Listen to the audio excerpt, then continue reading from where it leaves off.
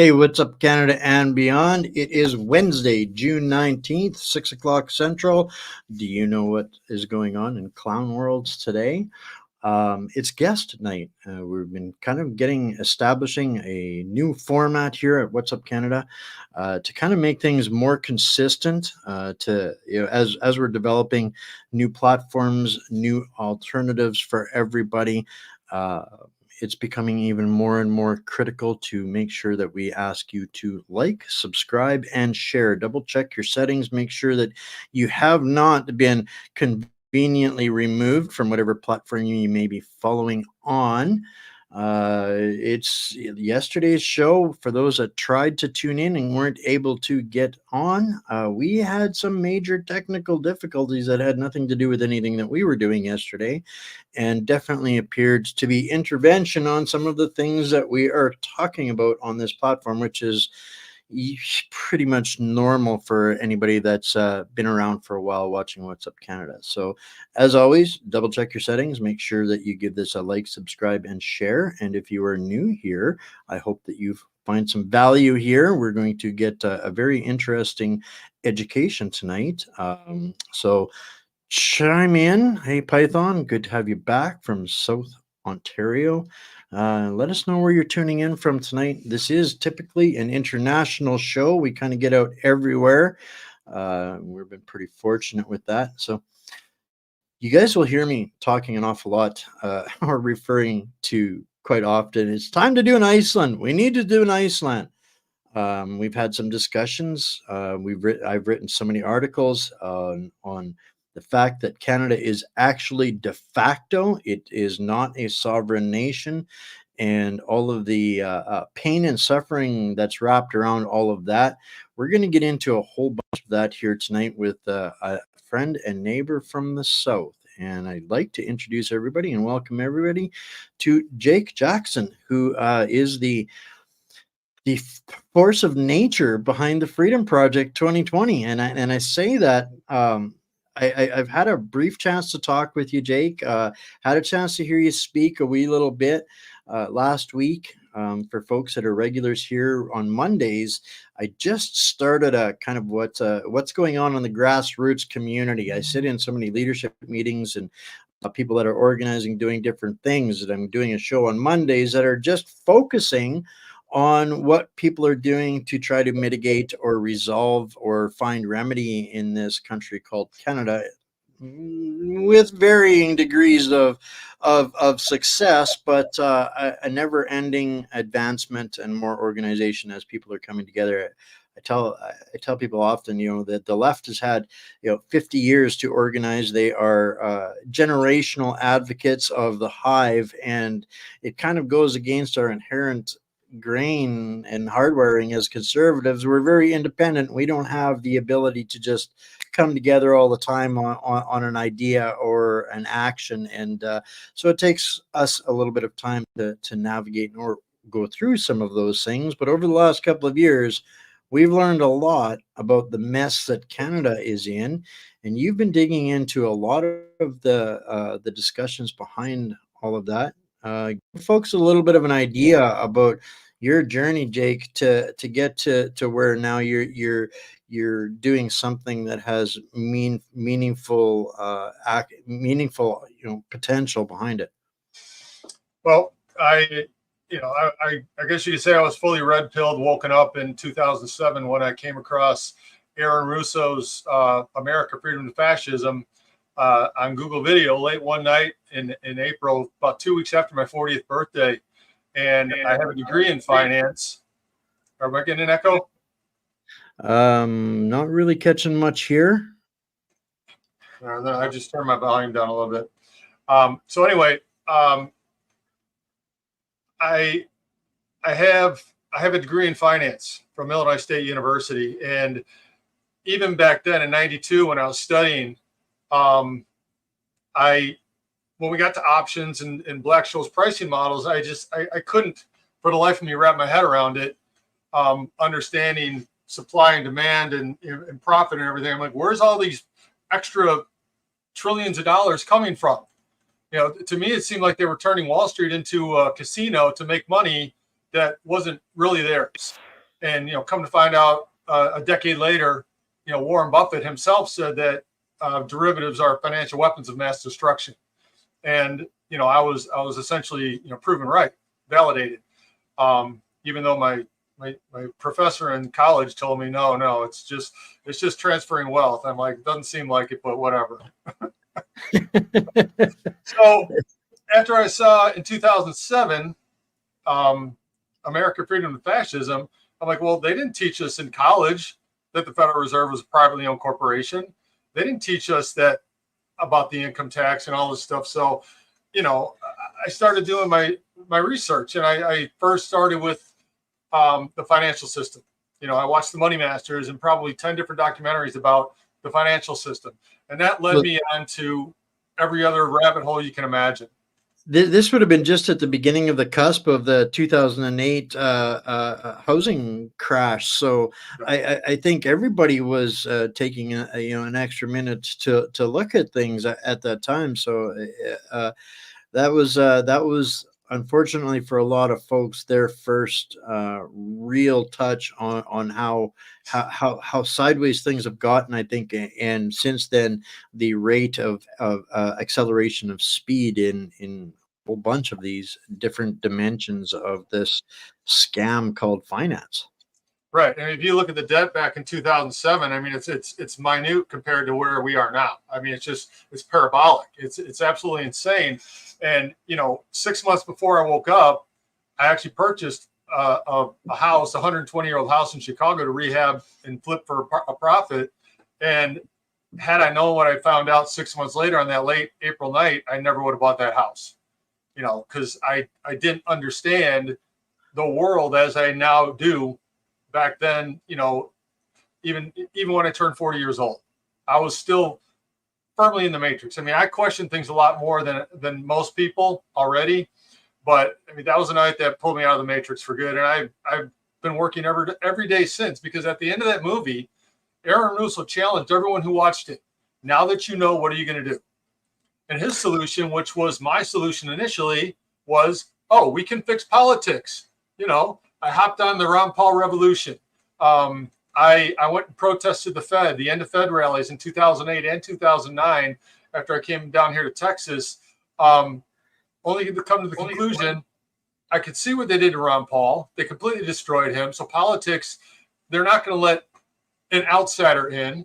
They have their two Coke and Pepsi, red and blue, and they're only going to give you that option. So the outsider we can't come in and fix this system, right? They're always going to give you their chosen candidates, and it doesn't matter what we do. And protesting does nothing. We can't sue them. We can't vote them out of the system. And that led me to the conclusion that you can't beat the system within the system. The only way to bring the system down is to remove your energy from it en masse.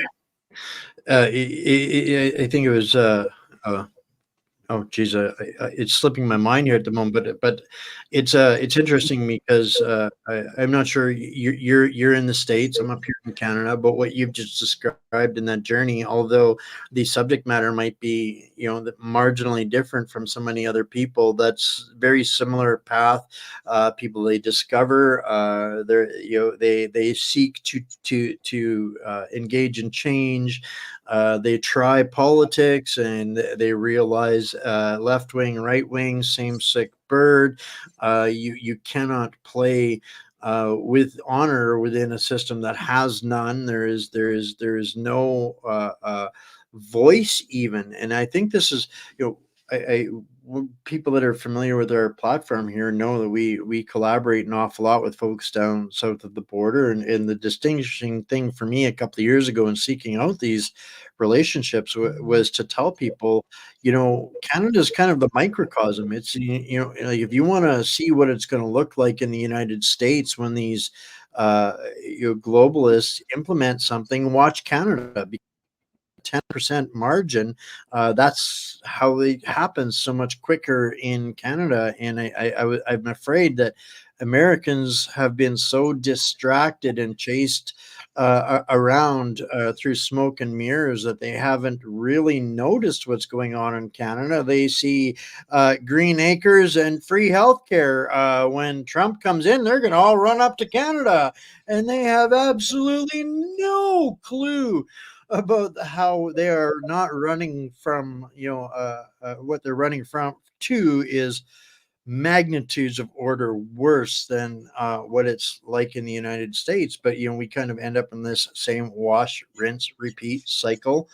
And I think the where we're at here now globally is people are onto that, and that is not going so smoothly as it used to. And that's the advent of technology, or people coming together to recognize crisis, problems, issues, and seek to remedy them. But I'm seeing more and more and more where 3 years ago I was absolutely dejected at thinking that there was nobody working outside of the system to build something better. And today I have a very different outlook on all of that. I'm actually fairly optimistic watching this global new world order cabal die. Literally, it's like running around like the chicken with its head cut off here right now.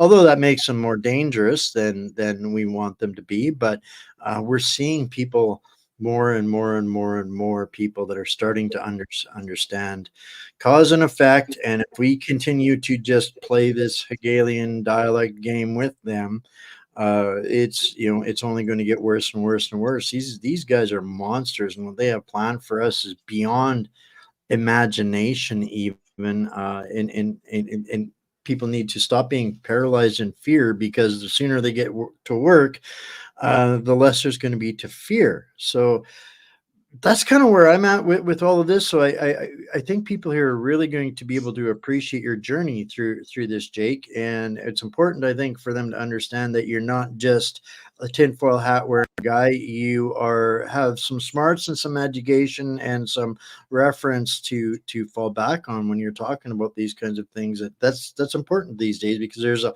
lot of armchair experts out there.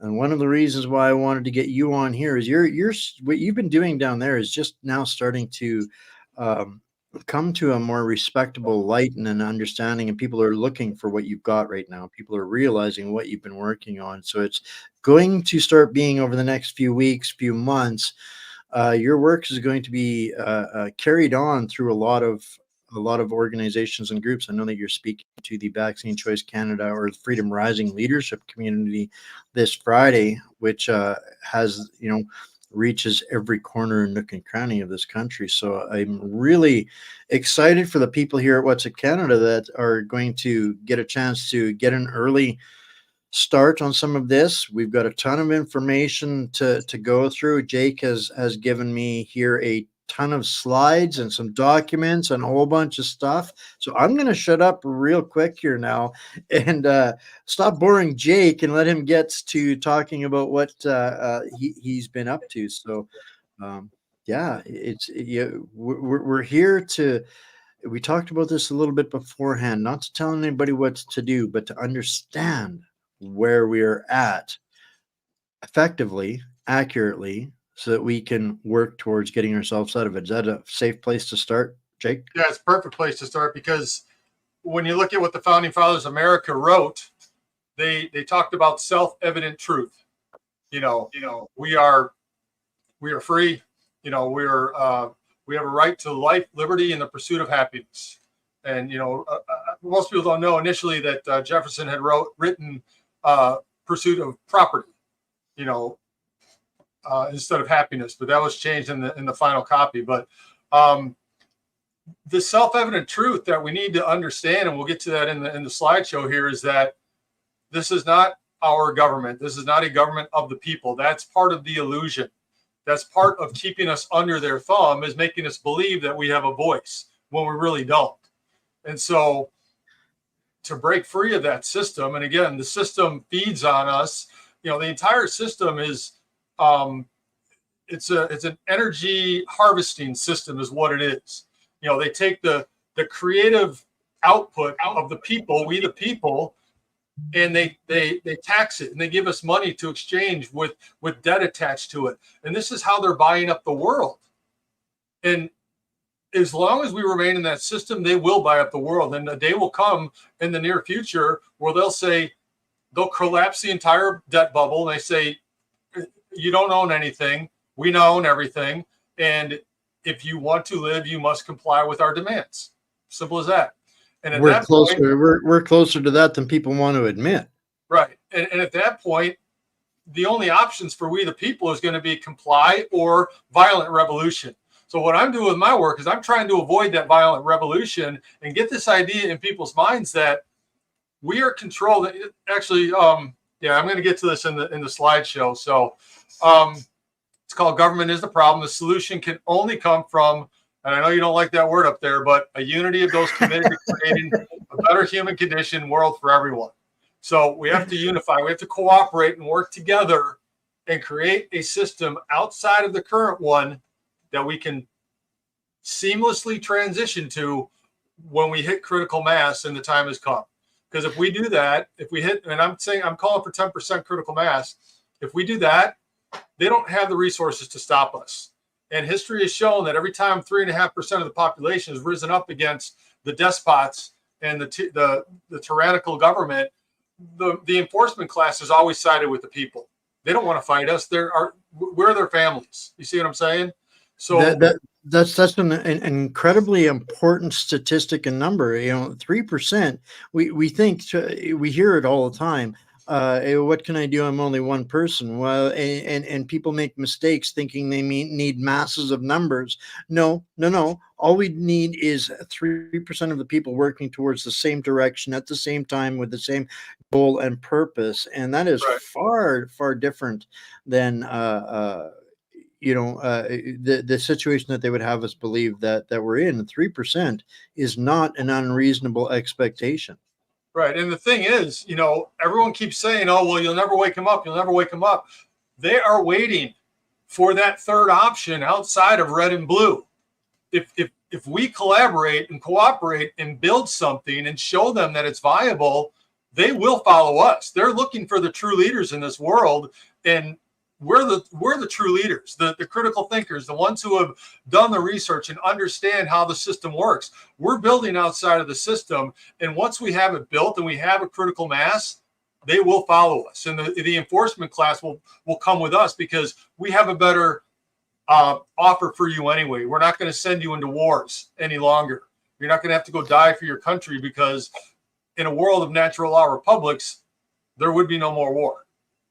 100% agree. 100% agree. And there's you said an awful lot there, but I'm trying to remember who made the quote, but you don't beat a broken system from fighting it from within. You beat a broken system. Yeah, that's in the slideshow. That's Buckminster Fuller. It's coming up. That's Buckminster Fuller. Yeah, it's shame on me because I've only quoted him about 2 million times. But just when I wanted, it's a mouthful of marbles. But 100%. And this is where so much of the when I'm speaking outside of this kind of format, I'm asking people, think about what is this expenditure of energy and resources going to matter in 5 minutes, 5 hours, 5 days, 5 weeks, 5 months, 5 years, and judge accordingly, budget accordingly. And I think that this is one of the things that we need to do is understanding, as much as we're rebuilding outside of the current system, we still have to address the fraud of the government system. And right. We're going to have to rebuild that. Right. And what I'm saying is the thing is, once we get enough people to remove our energy from the system and declare our independence from it, it will die on its own. Because once they can't suck our energy from us anymore, extract our energy, they have nothing. They need us more than we ever needed them. 100%. And that's what people need to understand.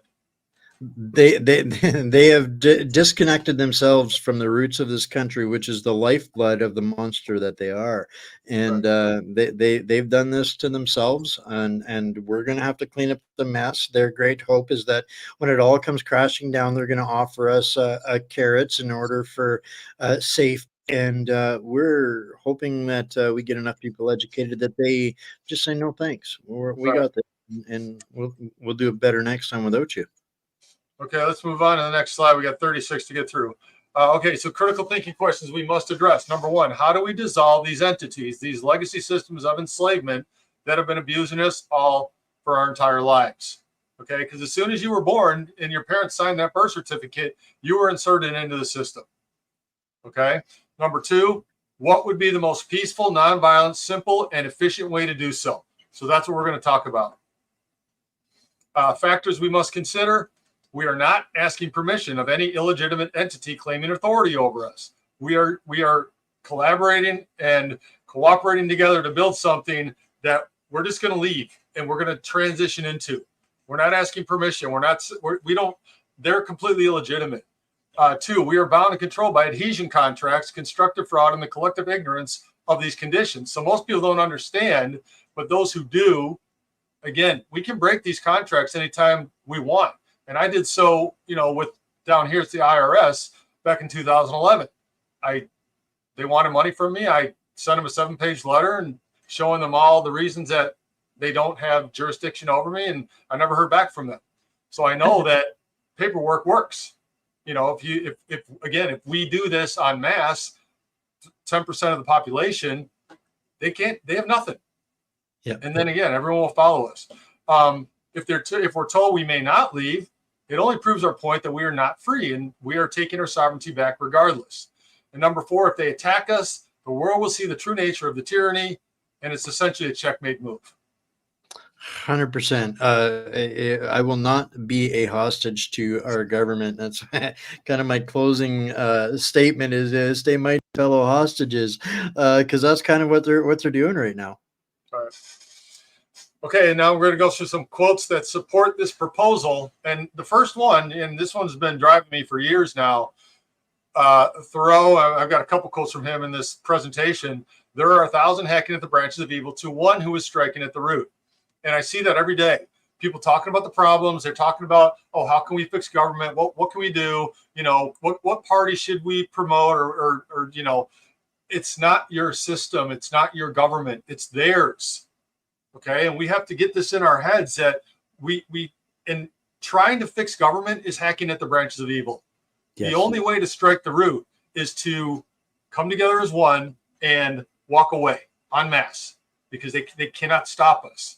And that's the key. And the thing about the way that I have it set up, it's fully decentralized. We're not trying to all go to one place and create a target.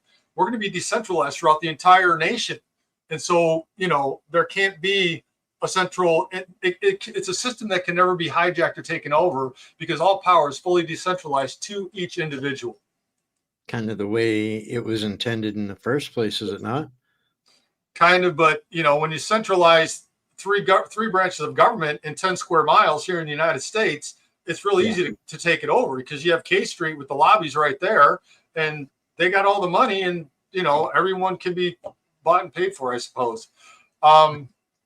I learned this one in 1993, The Strangest Secret in the World by Earl Nightingale.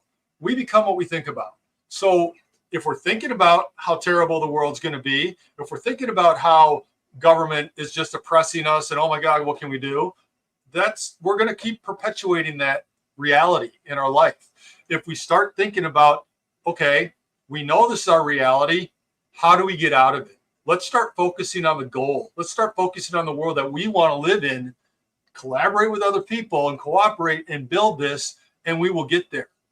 And so, that's we become what we think about.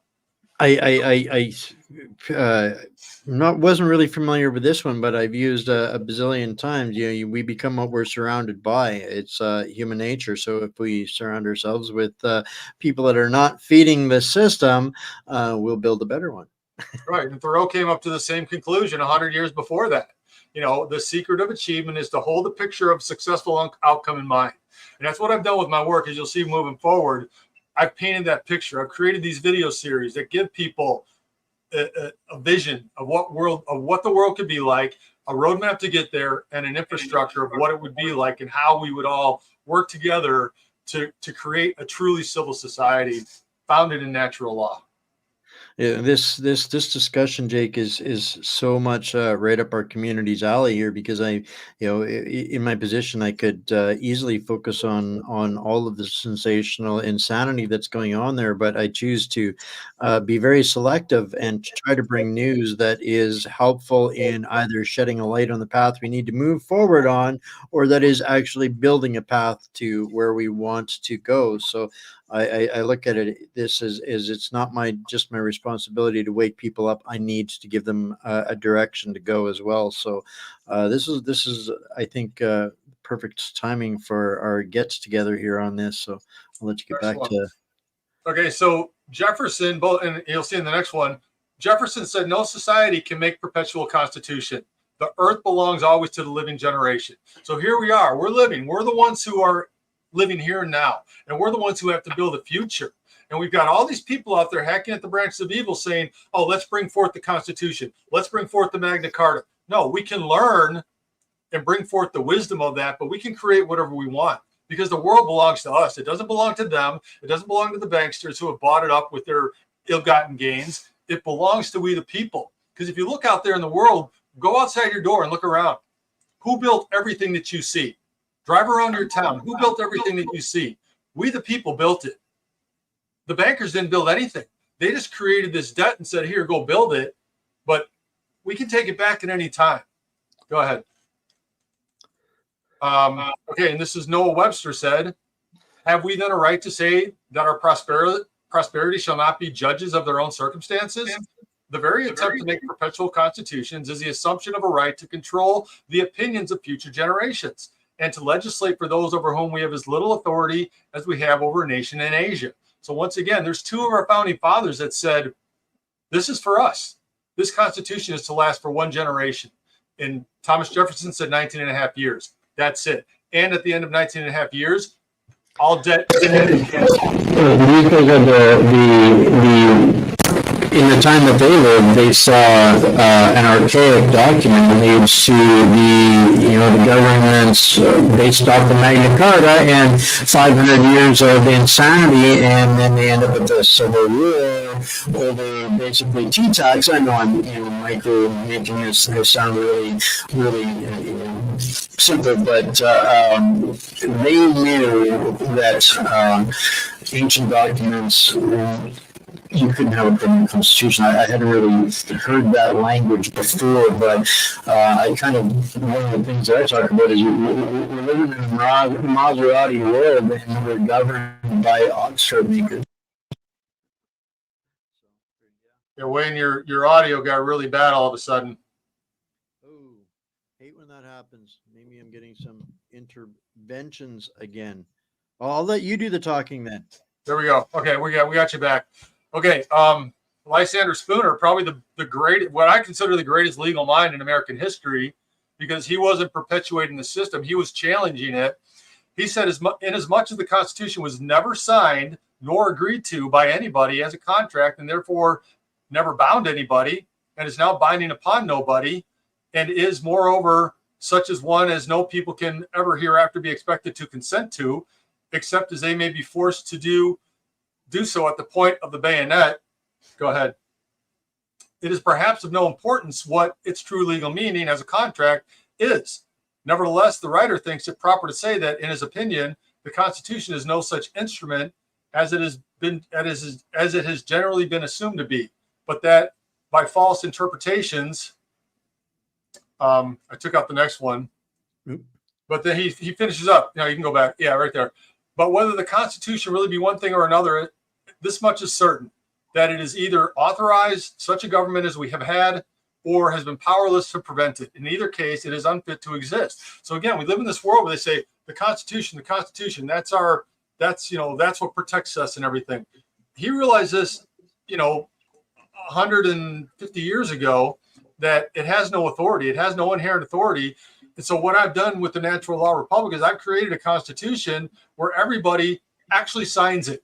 everybody has a signed copy of the Constitution, meaning, hey, we're agreeing to abide by these, and our signature is instituting this new, what we're calling a public service administration that actually does protect us because it's in a contract. And I'll show you how that works when we come up here.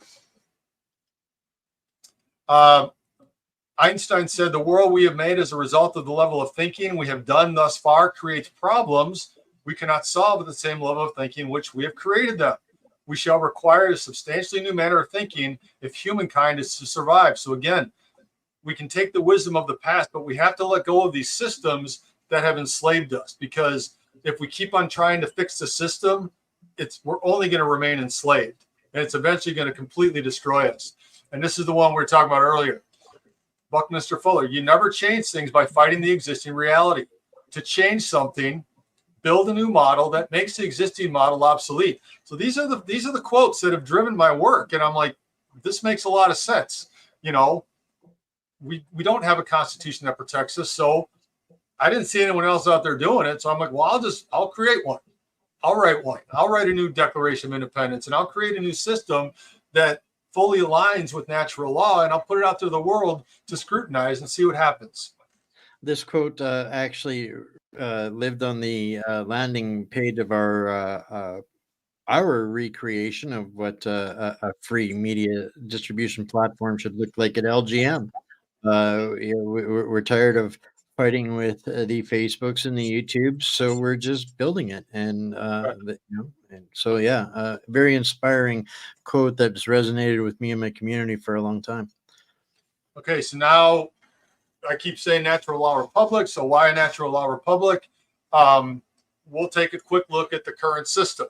And the system was revealed to the world as a revelation of the method. This is how they operate via propaganda, the public mind in the making, in 1928 by Edward Bernays. And this is on the first page of the first chapter of the book, where he reveals to the world the conscious and intelligent manipulation of the organized habits and opinions of the masses is an important element in democratic society.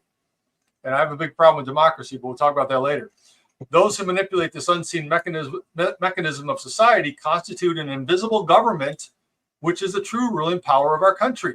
Now, he said we're controlled by an invisible government, but if you say that today, call it a deep state, whatever you want to call it, oh, you're a crazy conspiracy theorist. But we have Edward Bernays telling us in 1928 that we are actually controlled by an invisible government.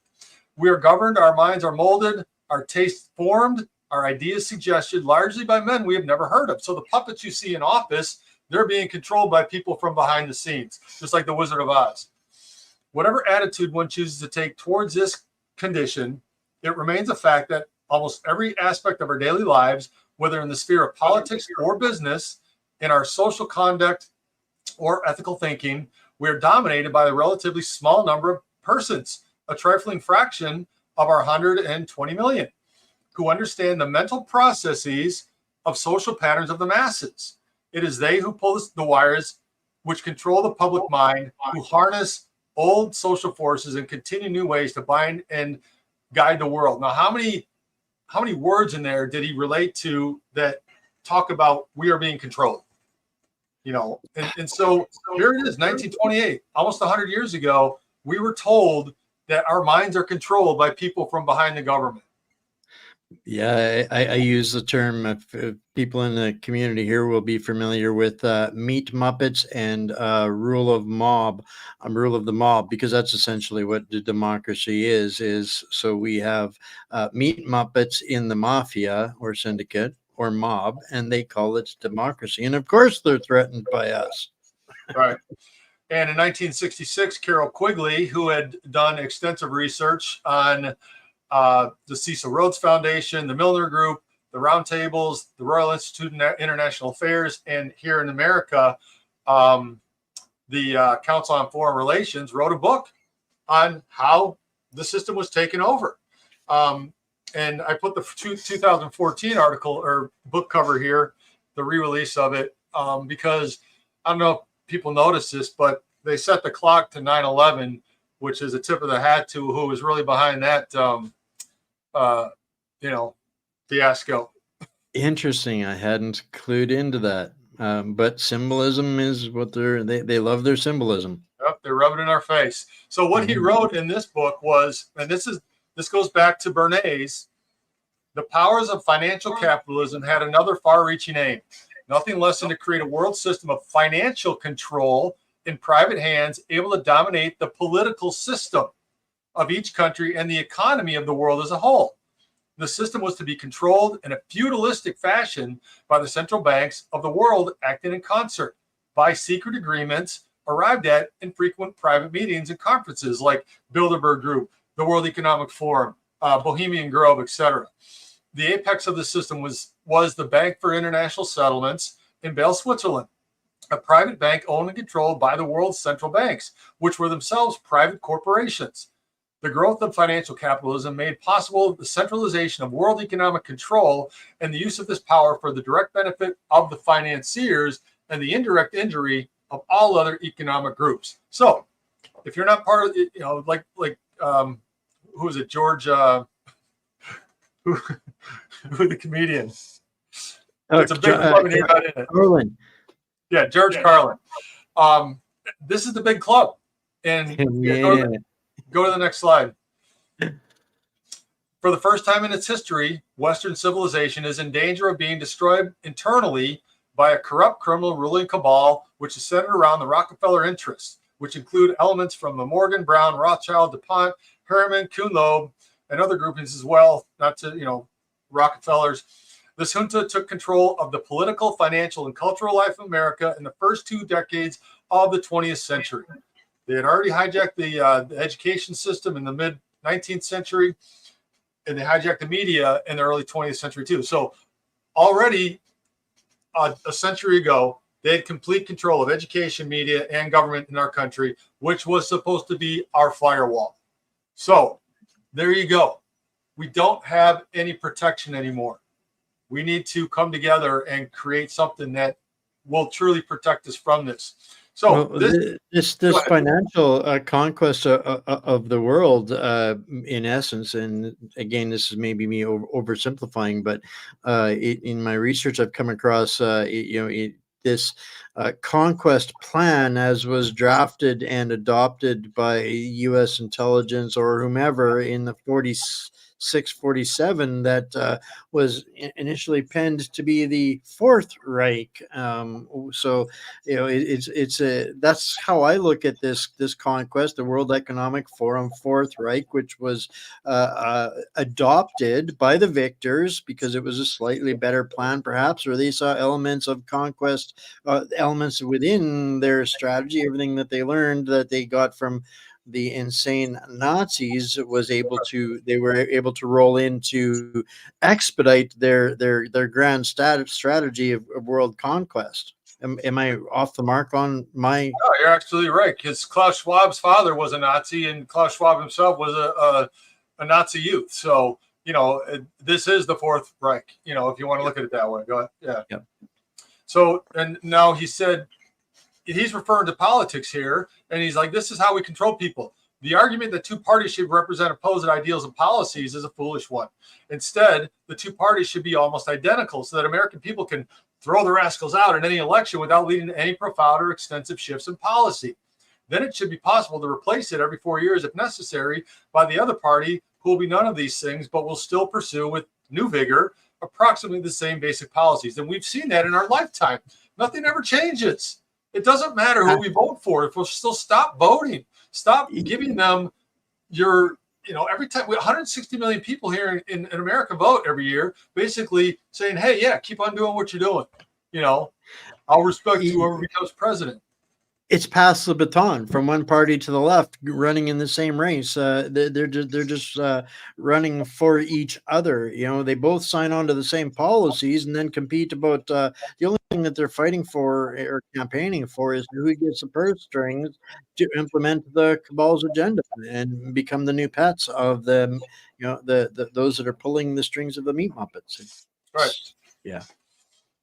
Okay. Okay, now Karl Rove said in 2003, 2004, he was addressing the media. Okay, and again, this goes back to Thoreau. We're an empire now. And when we act, we create our own reality. And while you're studying that reality judiciously as you will, we'll act again, creating other new realities, which you can study too. And that's how things will sort out. We're history's actors. And you, all of you, will be left to just study what we do. And that's what I call hacking at the branches of evil. We, the people, have to get out of this reactive mode of reacting to everything they're doing to us and start being proactive.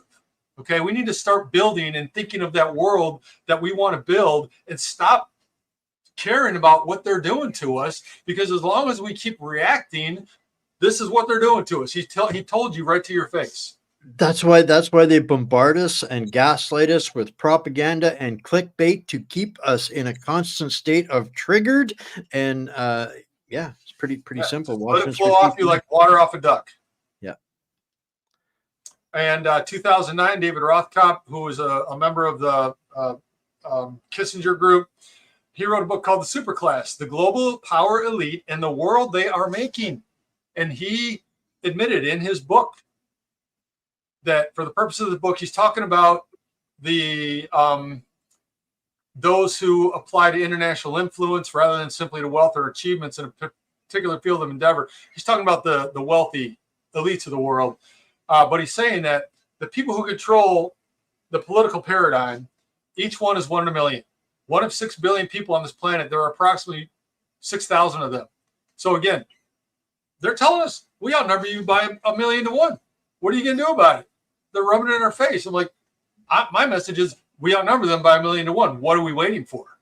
Well, that means we only need 3 out of 1,000,000 to beat them. That's way better odds than 3% even. Exactly. So I mean, it's just, they tell us, they not only tell us what they're doing to us, they also tell us what the keys to our cage are. And you have to clue into what the keys of the cage are if we want to escape, because they have to tell us both. It's part of their religion. So why a natural law republic? What is natural law? This is from 1889. This is from a dictionary of law. The rule of human action prescribed by the creator and discoverable by the light of reason. So again, natural law is God's law. God gave us the ability to think critically, to reason, to we have a consciousness and free will. So it's up to us, the individual, to figure out what natural law is, because we when we violate it, we find out real quick what natural law is. True story. So the working definition is universal, non-man-made, binding, and immutable conditions that govern the consequences of behavior. Natural law is a body of universal spiritual laws which act as the governing dynamics of consciousness. So it doesn't matter if you believe in it or not. If you act in violation of natural law, you will suffer a negative consequence. If others violate natural law on your behalf, you will still suffer those consequences. And what I'm saying is government violates natural law in everything they do every single day of our existence. And we, the people, are suffering the consequences. They're reaping the benefits of the deception, but we, the people, are suffering the consequences. So natural law is written on our hearts by our creator to control our conscience. That's basically the social contract. We behave typically quite fine engaging with each other just within the social contract that we inherently know what's right, what's wrong. We instinctively, intuitively know. So this should be something that we should all be aspiring to get back to, instead of I said something, or I might think something the government doesn't like, and so they put a label on a gulag for me. So yeah, that makes a lot of sense. Right. So we're all bound by it, whether we like it or not. So why wouldn't we build society upon that? I came to that conclusion years ago, before I even started this work. Why wouldn't we build it on natural law? So what is man's law or admiralty maritime law? Man's law is nothing more than words written on paper by wealthy men to control other men and to steal the wealth of the poor and the working classes. Who's to say we can't write our own words on paper and live by those agreements instead? That's what I'm saying. All those quotes that I went over, we're not bound by this Constitution. We don't owe allegiance to it. We're not, we can walk away at any time. All we have to do is collaborate and build. That's all laws are, is an assembly of words written on a piece of paper, agreed upon by a small group of people that we accept as rules of order. Right. And it's the highest jurisdiction of every land is the court of public opinion in order to change that. I think the next one gets into the four moral maxims. The beautiful thing about natural law is that it's a self-correcting mechanism.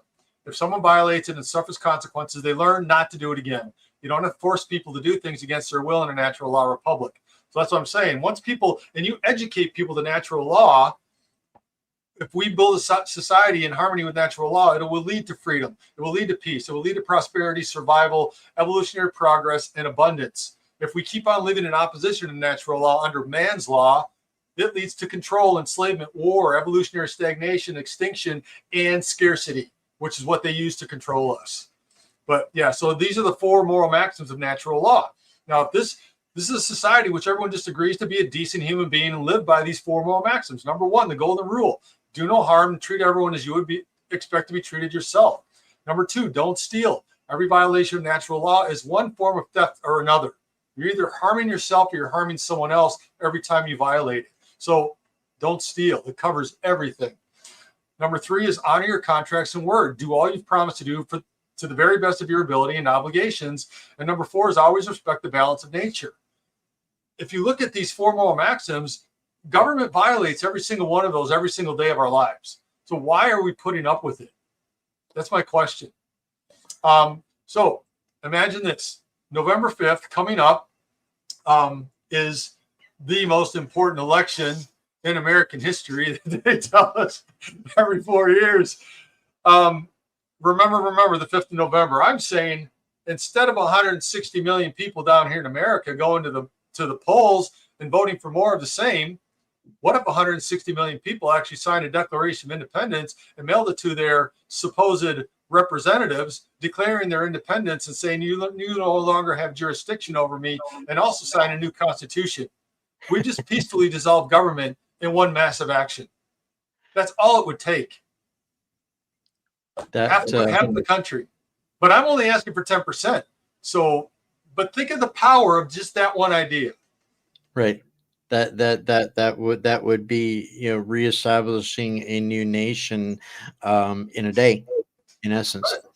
And right. So, after coming to these conclusions, just 3 months after the COVID scam kicked off, I sat down and I started working on the Freedom Project 2020. I worked on the website for 5 months, showing people how we got here. And then once November 11th came, you can go to the next slide.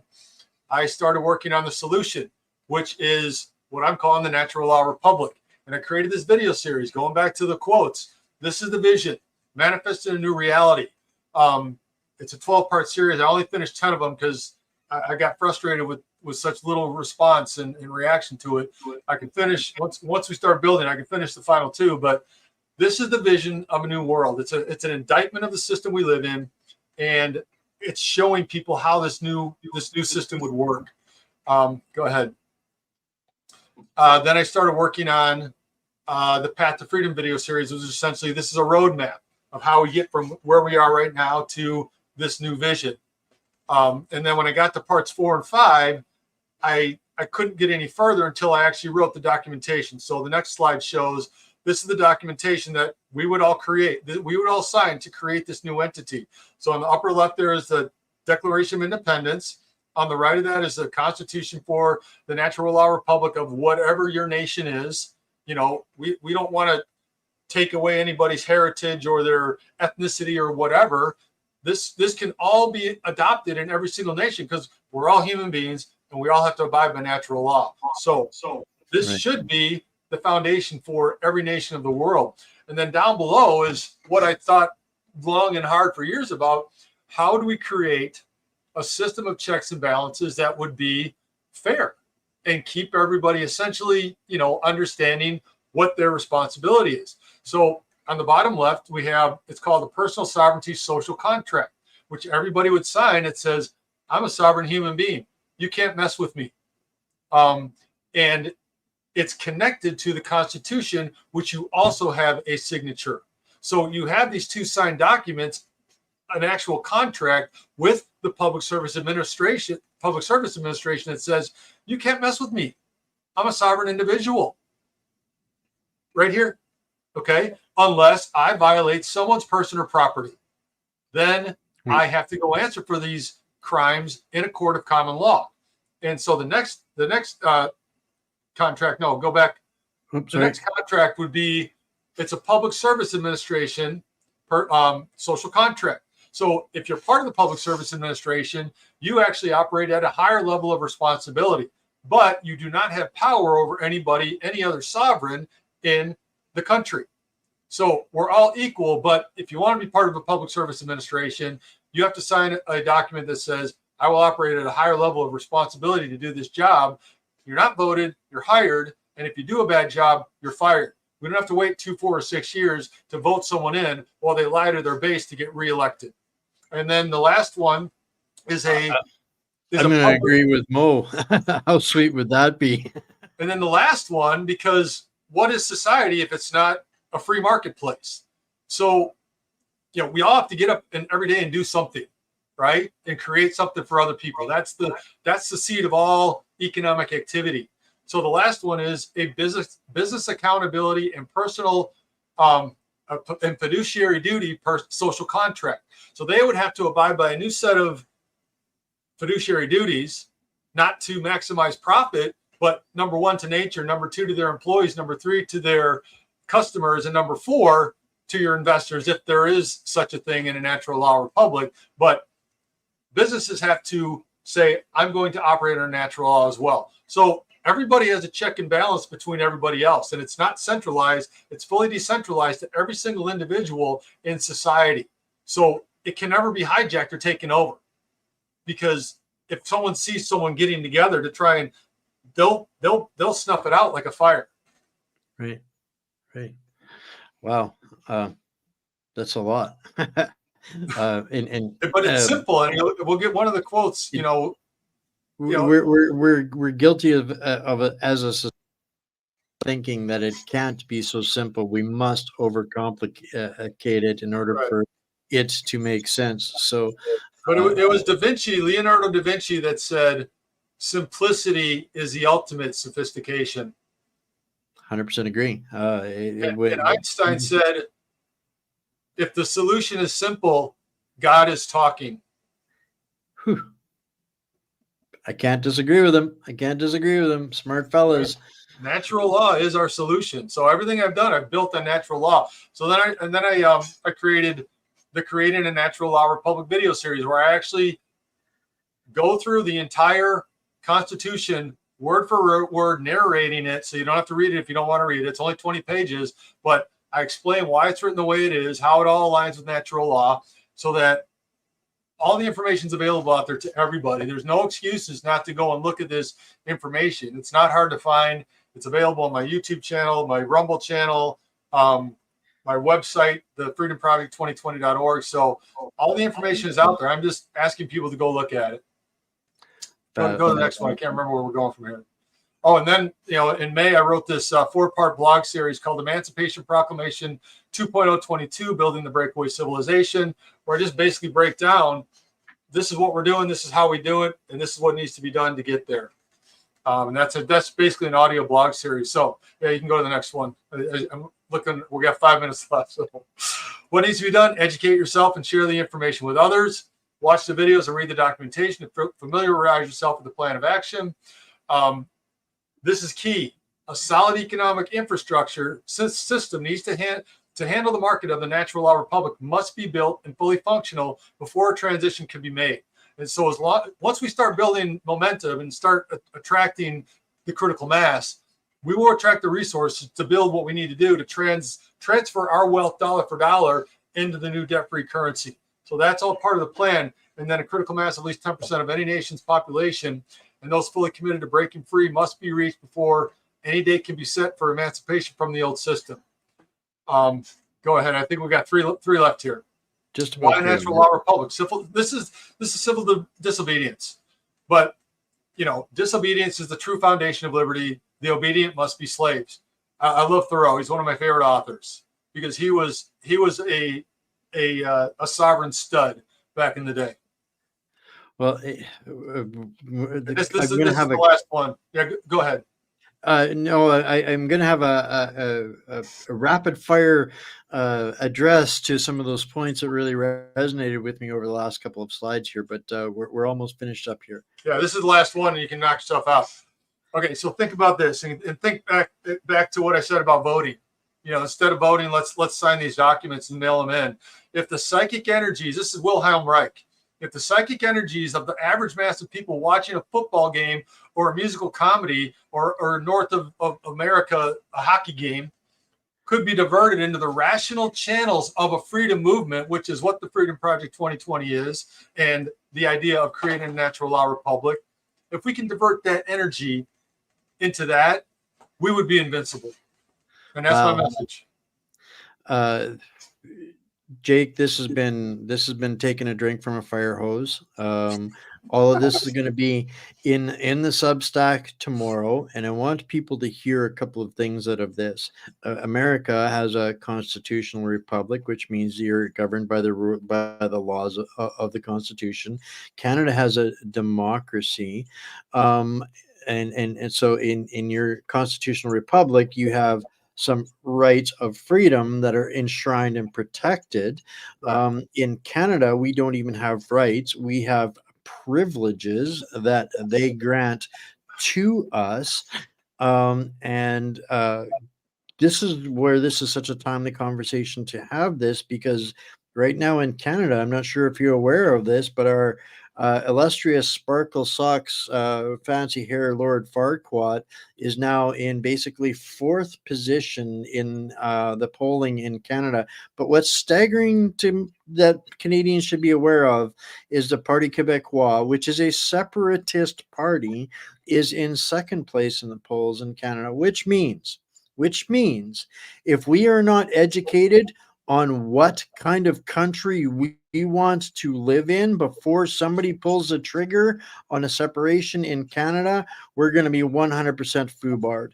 So this conversation absolutely is critical for us to start wrapping our brains around what kind of country we want to live in moving forward, because this is all coming to an end, whether it's through a separation vote or economic conquest, or we win. At the end of the day, freedom, our future, is our responsibility, and this is the first step to taking responsibility of our future and our destiny and our rights and our freedoms and all of the things that God gave us. We can start with all of that right here, right now, and in tomorrow's Substack for the community. How's that for tying it all up? Sounds great. And, if you look at the Constitution for a Natural Law Republic, written into the Constitution are 9 individual sovereign rights and 10 individual sovereign responsibilities. So it's all in the documentation. I am so grateful for your time here tonight, Jake. I hope that we get a whole flood of questions for you from our community here. I hope that they jump all over this and start doing some of the work, because the last thing I want is for people to be blindsided when the information that we need is there. Nothing is easy, but it's still going to take work, and this is our opportunity. This isn't a disaster. This is our opportunity to end a 300-year agenda against humanity and their attempts to control it. So I'm very grateful for all the work that you've done. Thank you for all of that, and for taking the time to come and give us a little bit of an introduction course to all of this. Thanks for having me, and we are the ones we've been waiting for our entire lives. I tell people all the time, we've been done a very huge disservice by Hollywood in this Marvel comic book expectation that we all have that Superman or a Spider-Man or Batman is going to come and save us. And this culture that we have in our society, that there's always going to be somebody to come and save us. And they did that by design, because they know that those superheroes don't exist, but the government will be there for you. And that's what they're after. So thank you so much, Jake. And we will look forward to the next time we get a chance to Sounds dive good. a little Appreciate deeper into this. Fantastic. All right, guys, this was, as I said, a drink from the fire hose. Make sure that you get this out to other freedom and reality minded individuals. I don't personally believe in that there's a political way out of all of this mess. That's how you get into communism and fascism, is through politics. And there's so much of what Jake shared with us tonight that was, resonated with me. And he didn't just resonate with us; he gave us resources and information and data. Um, I will make sure that it's everything that he gave to me is in the Substack tomorrow. And I'm really, really anxious to get your guys' feedback on what you think we can do most expeditiously, working together, collaborating together, and to end the insanity. So tomorrow night, guys, Blockbuster, Mr. Jabot and Miss Freeland are probably going to be sending the Goon Squad for me after tomorrow's show. So make sure you tune in for that one, 6 o'clock Central. And of course, on Friday, Bandits, Bullion, and Bucks with Bryce. I love y'all. Stay mighty, my fellow hostages and Canadians, and wherever you're fighting this ancient evil. We got this. The sooner we get rallied together and organized, and the sooner we make it stop. So I love y'all. We will see you all tomorrow.